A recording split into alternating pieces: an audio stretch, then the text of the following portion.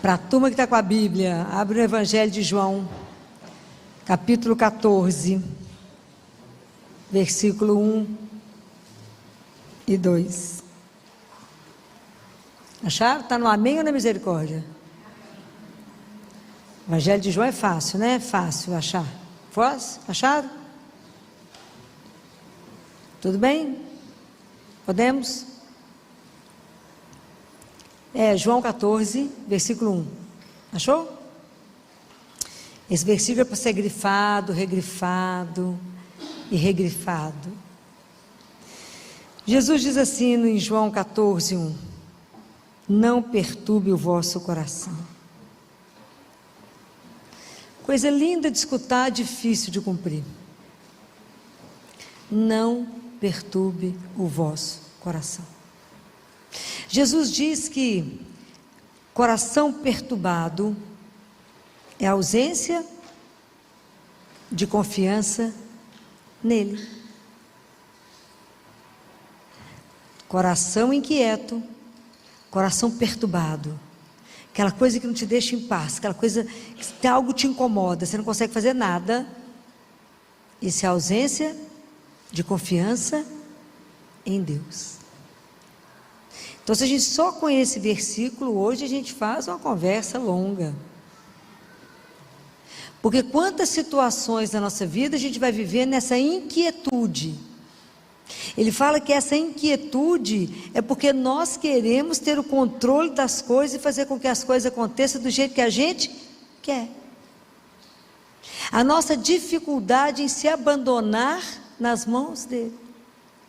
Ele fala, se é uma pessoa que te incomoda, se é uma situação que te incomoda, se é algo que não sai da sua cabeça, não sai do seu coração, está tirando o seu sono, está te fazendo perder peso, não deixa comer, entrega para mim. Mas Jesus, mas eu acho que eu vou te entregar, eu acho que você não vai saber resolver isso. E se é alguma coisa que às vezes você deseja profundamente, você não entrega por quê? Porque se você acha que é alguma coisa muito boa para você, a gente não acredita que se a gente que está querendo acha que é bom para nós, infinitamente mais Ele vai dar aquilo que for ótimo. Então o que é que nos falta? Por que a gente vive essa inquietude? Aí vive um antidepressivo, na ansiedade,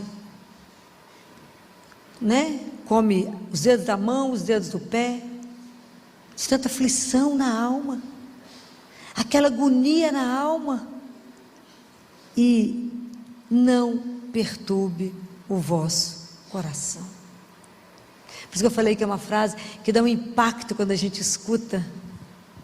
Mas o quanto que é difícil a gente viver isso todos os dias. Porque todos os dias Deus se preocupa com os detalhes da nossa vida. Então por que você está inquieto com o quê? Volta até Ele, entrega, faz a entrega. Faça uma entrega.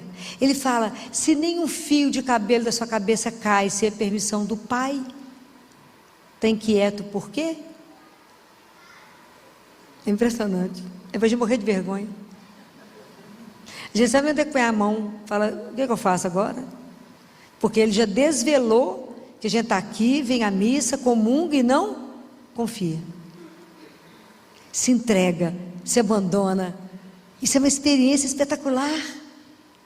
Não perturbe o vosso coração.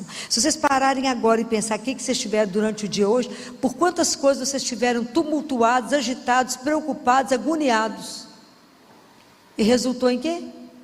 Nada. Aliás, você ficou nervosa, brigou com um tanto de gente, fez um tanto de coisa que não resolveu em nada. Se tivesse ajoelhado e falado, Jesus, deixa eu te entregar essa situação que está me incomodando, agora eu vou descansar no Senhor, te garanto que se eu disse, tinha pelo menos diminuído o radical livre para não dar tanta ruga. Que a gente fica preocupado, fica inquieto, começa a discutir com a gente mesmo, e se é alguma situação difícil, você arruma, você tem várias soluções para a situação, discute com a pessoa, faz um discurso, e a situação não acontece. Pare de perturbar o vosso coração. Quanto disso tira a nossa paz? Quanto disso tira a oportunidade da gente viver de verdade na presença de Deus? Porque o tanto que a gente fica perturbado nos tira do centro que é o Senhor. Porque cada vez que eu me perturbo, eu esqueço que Ele é o Senhor da minha vida. Compreendem? A gente esquece que Ele é o Senhor. A gente acha que a gente é que é a dona da nossa vida o tempo inteiro. Então todas as vezes, por isso que tantas vezes a gente vai e volta, o nosso caminho espiritual, ele não vai. Porque a gente não consegue cumprir um versículo. Não perturbe o vosso coração. A gente é perturbado às vezes com um tanto de nada e nos tira do foco. E ele fala assim: credes em Deus e crede também em mim. Quando ele fala isso, aqui não são dois atos, crede em Deus e crede em mim, é um ato só. Então, por que eu não perturbo? Porque eu creio que Deus, que é o nosso Pai, através de Jesus, que é o Filho dele, fez o plano de salvação para nós, nos tirou das trevas e nos levou para o reino de luz. Jesus veio nos salvar. Então eu creio nesse plano de salvação de Deus na nossa vida. Eu creio que se cumpriu em Jesus, e creio porque Jesus veio, o rosto de Deus foi mostrado ao mundo, igual ele disse a Filipe: mostra-nos o Pai, isso basta. Ele falou: Filipe, eu estou com vocês há tanto tempo, quem me vê o Pai, porque o Pai é amor, é a revelação de Deus ao mundo. Então é tão interessante como é que Deus tem o caminho dele, tem a forma dele de fazer as coisas, porque tudo de Deus é muito devagar, e tudo de Deus é na humildade, tudo que a gente gosta. Então, vocês imaginem que Jesus se encarna e vem ao mundo de uma forma que é difícil as pessoas reconhecerem Ele como Deus. Ele não permitiu ser reconhecido. E aí, Ele passa pela paixão, pela morte e pela ressurreição. A gente gostaria que Ele tivesse feito o quê? Uma coisa espetacular, não era? Falar assim: uau, ressuscitou, mostrou que já estava resolvido o mundo. O que Ele fez? Se escondeu, de forma que Ele quer que o mundo inteiro conheça através de quê? Através de quê?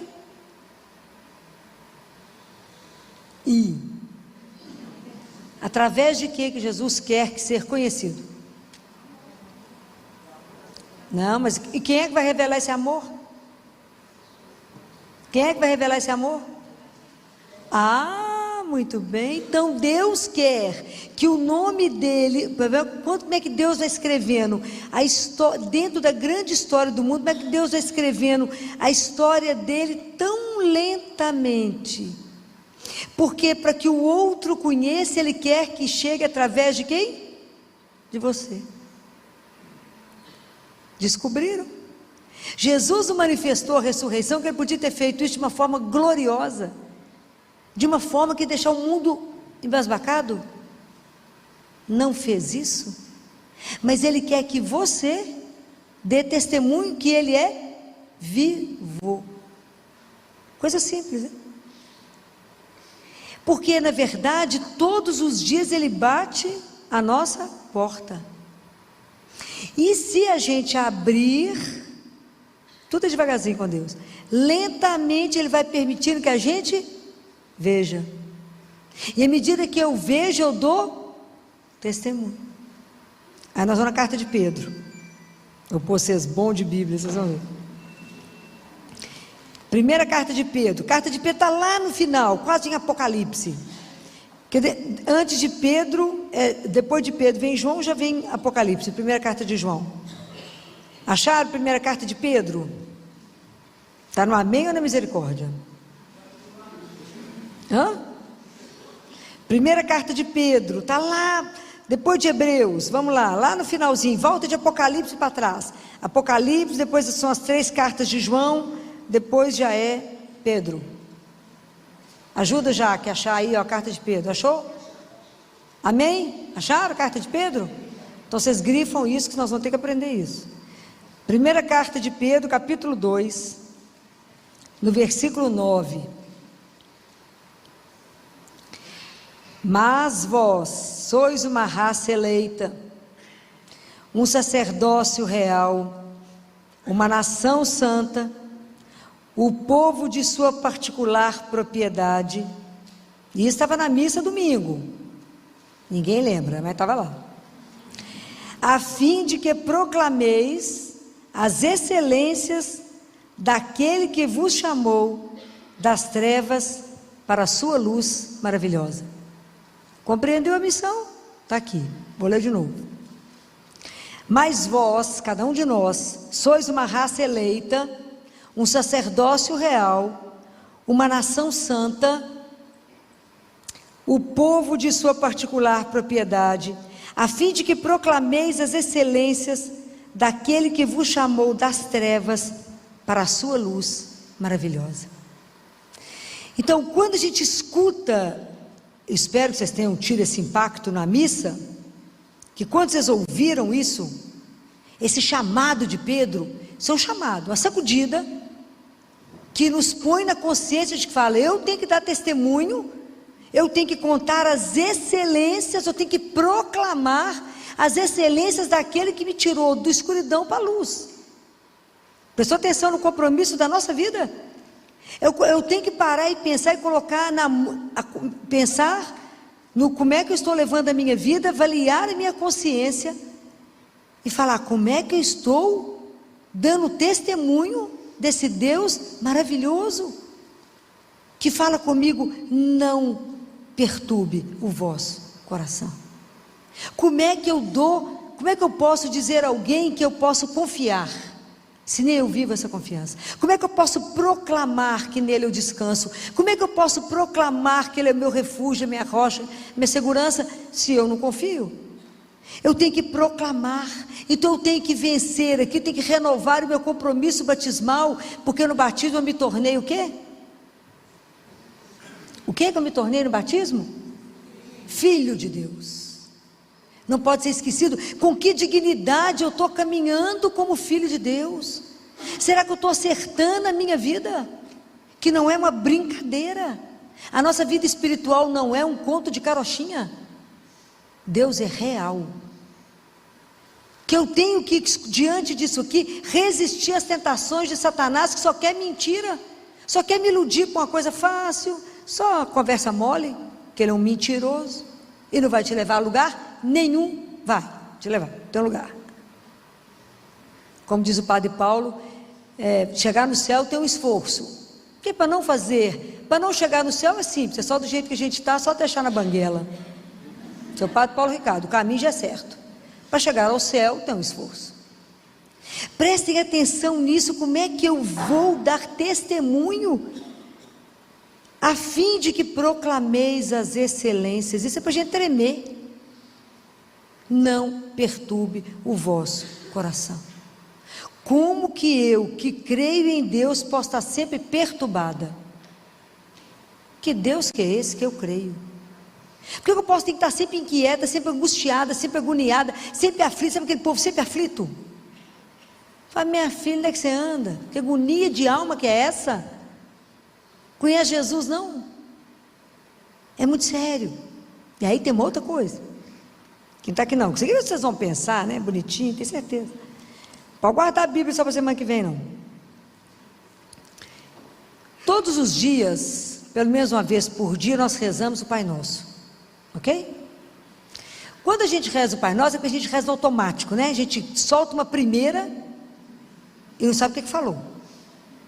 Mas a gente reza assim: Pai nosso que estais nos céus, santificado seja. Qual é a próxima frase? Venha a nós o vosso reino. Se nós somos uma nação santa, um povo escolhido, nós clamamos todos os dias que venha o seu reino, que é um reino de paz, um reino de amor, Um reino onde a gente tem que viver essas excelências, aonde que existe um lugar no mundo que chama o povo à esperança, que dê o povo a esperança, que mostre para o povo que Jesus é o caminho. Como diz Santo Agostinho, Ele é o caminho. Porque quando a gente acha o caminho, que a gente tem o caminho, falta a meta. Qual que é a nossa meta? Chegar no Pai. E Ele é o único que vai nos levar no Pai. Ninguém mais vai nos levar no Pai, só Ele. Ele é o caminho que vai nos levar no Pai. Ele é a verdade, Ele é a única verdade que enche o nosso coração de uma alegria que é incontrolável. Só Ele é aquele que dá sentido à nossa vida. Só Ele é essa razão da nossa vida. Porque Ele tem a alegria dessa vida que nos convida a ser eterna.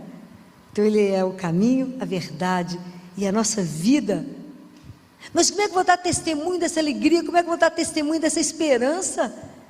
Se eu nem trabalho para que o reino de Deus aconteça, para que exista um lugar no mundo onde as pessoas possam estar ancoradas, eu posso ensinar a elas. Nós temos que proclamar essas excelências. Então tudo isso tem que passar para nós num processo de conversão.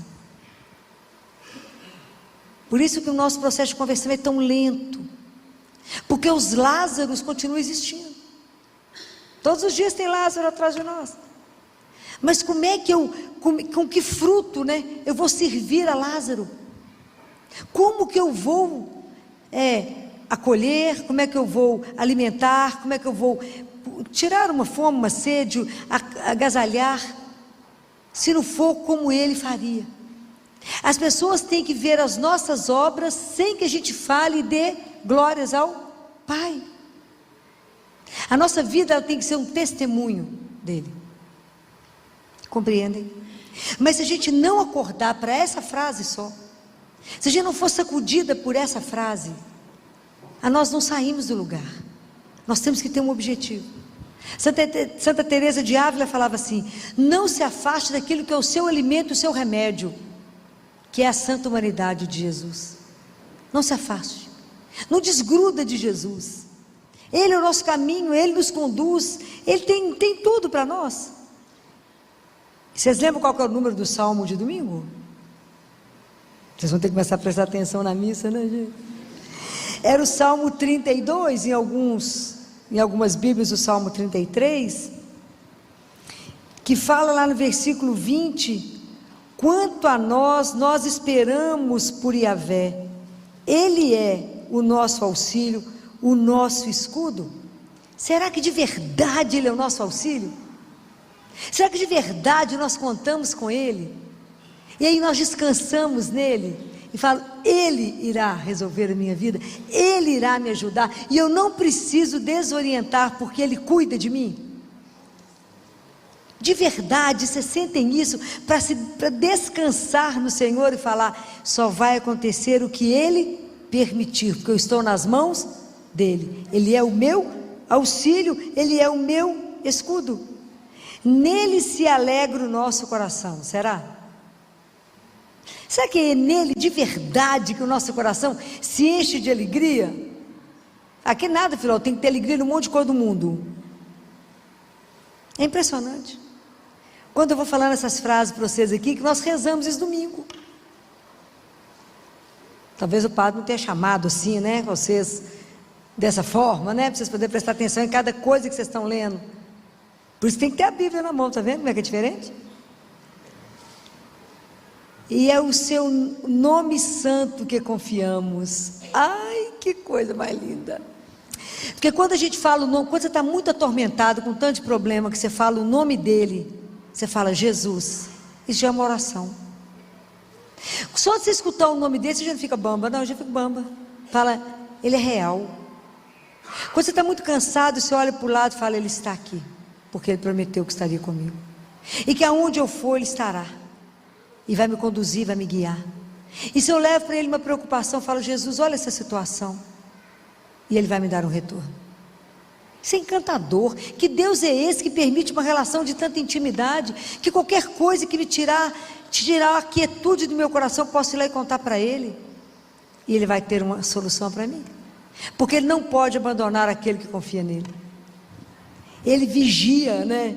É lindo isso, né? Porque aqui no versículo 18 diz que o olho de Yahvé está sobre os que o temem, sobre aqueles que esperam o seu amor. Pode imaginar isso? O olhar dele está sobre nós que confiamos nele. Ele fala para Santa Catarina de Siena: eu não posso decepcionar meus filhos que confiam em mim, não posso. Então a gente ficou pedinte diante dele, sabe pedinte? A gente fica paradinho olhando para a cara dele, esperando ele fazer. Fala: Jesus, o senhor está prestando atenção que está faltando esse negócio. Igual Santa Madre Teresa fazia com ele. Vocês já leram as histórias de Madre Teresa? Senhor, está faltando leite para o povo, faltando leite para os meninos, tem que dar leite. Você tem dinheiro? Não, tem não. Fui lá e falei com ele: Jesus, não tem leite não. O jornalista falava com ela: mas e agora? Uai, eu já falei com ele. Aí de repente o prefeito cancela todas as aulas no dia, todos os leitos foram para quem? Para a Madre Teresa. O jornalista ficou assustado, ela falou: eu falei com ele, ele mandou. É essa confiança simples de que ele escuta. Aonde que ele vai estar vivo? Que eu posso conversar assim com ele? Aonde? Aonde? Ah, muito bem. Você já vieram visitar ele quantas vezes essa semana? Já? Isso? Tudo que acontecer, corre aqui e fala: eu vim cá te contar um negócio. Vai que você não viu. Faz de conta que você não viu, faz cara de surpresa. Vou te contar uma história agora. Me ajuda, simples assim. Chega aqui e fala: Jesus, vim só te contar um negócio. O senhor me ajuda? Então tá, obrigado. Não, Pai, Filho e Espírito Santo, não pode ir embora. Se você tem 5 minutos, vai lá. Tem meia hora, vai lá. Tem o tempo que você tiver, vai lá e conta para ele. Vocês vão diminuir tanto sofrimento, tanta dor de cabeça, tanta agonia de alma, tanta noite sem dormir, tanta insônia. Você tem problema? Não, eu não, já entreguei tudo, né? Ele resolve. Como? Do jeito que ele achar, que ele não acha, do jeito que ele sabe que será melhor. Compreendem? É simples, mas a gente precisa pedir a ele essa graça. Jesus, me ajuda. Eu quero viver de verdade isso que nós lemos hoje. De verdade eu quero que cumpra na nossa vida, e eu não quero que meu coração se perturbe com mais nada. Aquilo que vier inquietar o meu coração, eu falo: peraí, vai inquietar, não, que eu vou contar para quem resolve. Nem acaba o resto da história. Falo: vamos lá contar lá diante do Santíssimo, que a gente já, né, evita o problema de ter que repetir. Vai lá e conta para ele, fala que Jesus escuta junto comigo o que estão falando aqui. Conta para ele. E fala: a partir de agora não me pertence, pertence ao Senhor. Não vou inquietar, porque eu tenho que estar livre para fazer a vontade de Deus. Atento para poder testemunhar com a minha vida. Quantos não o conhecem? Quantos estão aflitos? Quantos estão agoniados? Porque nunca ouviram falar que poderia viver isso? Porque nunca abriu a palavra de Deus? Nem sabe que está escrito, nem sabe que é nação santa, nem sabe que ele é um sacerdote real, nem sabe, porque ninguém contou. Foi na igreja, aquilo que eu falei com vocês a semana passada. A gente é treinado a entrar na igreja, mas não é treinado a ouvir. Então a gente entra e sai. Se alguém perguntar assim para você lá fora: qual que foi o evangelho de hoje? Você fala: peraí, o que foi o evangelho mesmo hoje? Acabou de sair da missa. Fomos treinados a entrar na igreja, não fomos treinados para ouvir a palavra de Deus. E essa palavra é o nosso sustento. É ela que nos faz caminhar aonde precisar. É ela que nos dá força. É ela que no meio do tumulto, no meio da dor, você vai escutar ele repetir para você: não perturbe o vosso coração, creia em mim. Acabou o problema naquele momento. Falou: até fiquei bambinha aqui agora, tudo certo. Isso é o nosso testemunho. Não testemunho de palavras, é o testemunho de vida. As pessoas têm que saber que ele está vivo. Isso que Jesus quer, que a gente anuncie ao mundo. Ele podia ter feito qualquer coisa, mas por que Jesus só quis isso desse jeito tão difícil? Assim que ele quis. É assim que ele quer ser conhecido, pelo seu testemunho. Então vocês imaginaram, a partir de agora, qual é a grande dimensão da vida de vocês? Não há nenhuma vida que seja um acaso. Não há nenhuma vida sem importância diante de Deus. Você tem que testemunhar o Senhor, nem que seja por uma meia dúzia de pessoas que ele colocar no seu caminho. Não podemos esconder essa luz que já foi acesa no coração de vocês. A gente não esconde, não é assim que está descrito? A gente coloca no alto. Ilumina a vida do outro. Não tenha medo de anunciar que Jesus é o mesmo ontem, hoje e sempre. Não tenha medo. Não tenha medo de anunciar esse Deus de amor. Não tenha medo de anunciar esse que é seu auxílio, a sua força, que é aquele que te dá coragem, é aquele que te sustenta no olhar. Experimentem isso quando você estiver muito cansada e você fala assim: tem um olhar que me sustenta, tem um corpo que me carrega. Quando eu recebo a Eucaristia, tem um corpo que me carrega, por isso que eu dou conta do que precisar, porque é Ele que é o meu sustento. Dê esse testemunho, coloque nas pessoas o desejo de viver com esse Deus. O cristianismo é a religião do desejo. É preciso desejar Deus. Deus não é imposto, Ele é um desejo. Pode imaginar caminhar com Ele? Estar na presença de um Deus vivo, isso não tem preço na nossa vida. Então, vamos pedir a Ele, que nessa noite, por intercessão de Nossa Senhora, que Ele derrame sobre todos nós as graças de poder viver com Ele, sabendo que Ele é o único caminho, que somente Ele tem o melhor para nós, só Ele nos conduz para o melhor, só Ele tem esse caminho, só Ele tem a verdade que enche o meu coração de uma alegria que é indizível, que mesmo diante do sofrimento, diante do mundo do avesso, tem uma paz que a gente passa por qualquer situação, e que só Ele tem a vida que me promete, que me dá a certeza da esperança. E nós cristãos temos que ser a fonte de muita alegria para muita gente, porque a fonte da alegria é Ele, mas eu tenho que mostrar essa alegria, e ser a fonte dessa esperança, arautos da esperança, de uma esperança que está, ela tem uma base, ela é sustentada pela palavra, que é Ele, que não mente. É isso que nos faz, a gente sabe que essa palavra, ela nunca vai nos decepcionar, então a nossa esperança está nele, então por isso nós podemos nos encher de alegria e caminhar na certeza de que temos um Deus vivo, esse Deus que cuida. Então que vocês saiam daqui hoje pensando nisso que eu estou dizendo para vocês: não perturbe o vosso coração, não permita que ninguém roube a sua paz, não permita que nenhuma situação te faça desistir, desanimar, deprimir, ou achar que é impossível resolver alguma coisa. O nosso Deus é o Deus do impossível. Louvado seja nosso Senhor Jesus Cristo.